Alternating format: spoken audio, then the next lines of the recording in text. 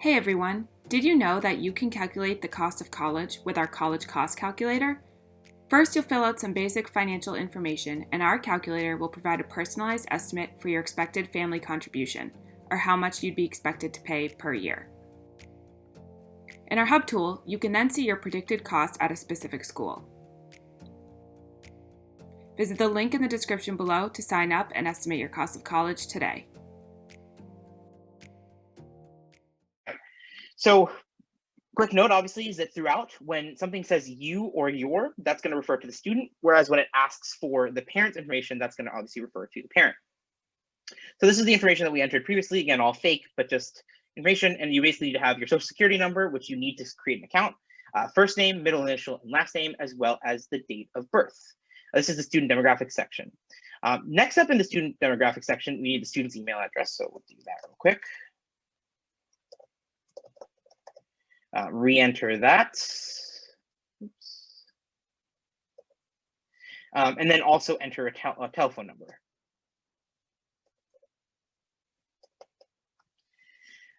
Then you need to share your permanent mailing address. And it's important here that if you live at a boarding school or something like that, that you put the address you want actual mail to be sent to, including a mailed copy of your expected family contribution and your details from the FAFSA. So your permanent mailing address can be whatever, just really depends on kind of what you want to put in. I'm just going to put in, again, a fake address. Yep.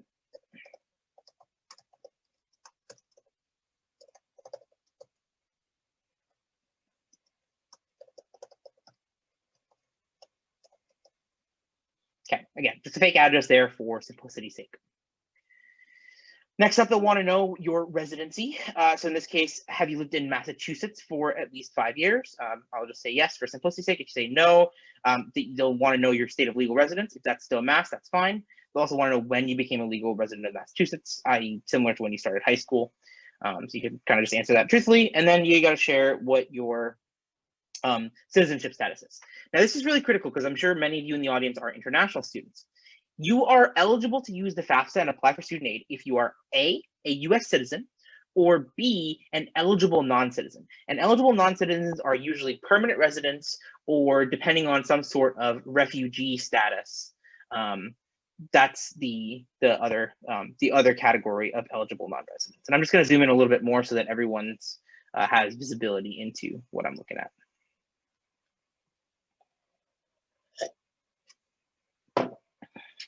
All right, so they'll ask if you are a US citizen. So you kind of answer that depending on your background. In this case, I'm going to say yes. We're going to move on here. Now, the next question is going to be when you begin college in 2021, 2022, what will be your high school status? So usually it'll be a high school diploma, maybe a GED, if you're homeschooled, something pretty similar, and then none of the above if you're not going to be graduated from high school. So it's usually harder to go to college if you haven't graduated from high school yet. Next up, they'll have a question about what college degree or certificate you'll be working towards. For most of you in the audience, it's going to be either your first bachelor's degree or your associate's degree, maybe a certificate or diploma. Certainly not a college graduate or professional degree or a second bachelor's degree. It's really more so, I think for most of you in the audience, going to be your first bachelor's degree. That's your core, going to a 4-year college for the first time degree. So you can kind of enter that there. Then they'll ask if you have your first bachelor's degree. Obviously, no. What will be your college grade level when you begin 2021-2022 school year? So this is a really important thing, actually. You fill out the FAFSA each and every year that you apply to colleges. So, for example, if you apply to colleges in your freshman year, when you apply to colleges, you obviously fill out the FAFSA. But then in your sophomore and junior year, when you're back on campus, you're still going to have to fill out the FAFSA again and again. In fact, you fill out the FAFSA every single year that you're aiming for financial aid, either from the school or from the federal government or for both. So we'll go here first year. And then the next question is, are you interested in being considered for work study? Now, the thing about work studies, and there's a whole site you can go to learn more about work study. Basically, what work study is it's a job that you can get on campus that's administered by the university. And work study jobs allow you to make money that then goes to defray the cost of your tuition. It's considered financial aid that you're receiving with work study. So you want to kind of keep that in mind. But basically, work study programs are just another way of getting extra financial aid. But unlike, say, normal financial aid, you do have to put in some work against it. So it's a little bit tough. All right, so next up is, so that, you basically select whether or not you're interested in being considered for work study, and then you move on from there. In general, I would say if you feel like you really need the money, work study is a good way to get some additional financial aid. But keep in mind that work study is only going to be up to like $4,000 or $5,000 per year at the absolute maximum, and for most of you, it's going to be $2,000 or $1,000. So generally, I wouldn't recommend counting on work study, but it's nice money to have if you need it. Next up, they're going to ask your gender, and they only have male or female. So this is going to be really actually more asking your biological sex. So this is basically your sex assigned at birth. And then they don't really have gender identity on here so much, but you're, yeah. And then if you're male, they're going to ask whether you're registered for the draft. You'll notice that if you're female, you don't have that. So it's only a question for men. But basically, are you registered with the selective service system to get drafted? In order to, in order to typically receive financial aid, I do believe you have to be registered with the selective service system, right?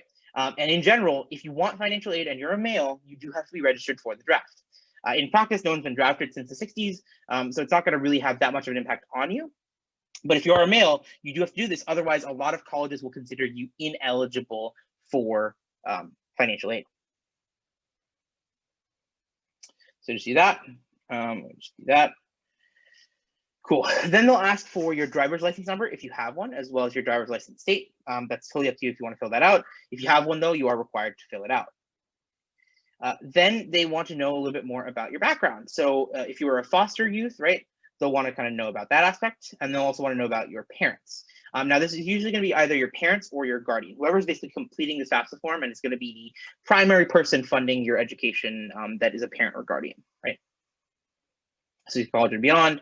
High school completed by parent number 2, depends, right? So really depends.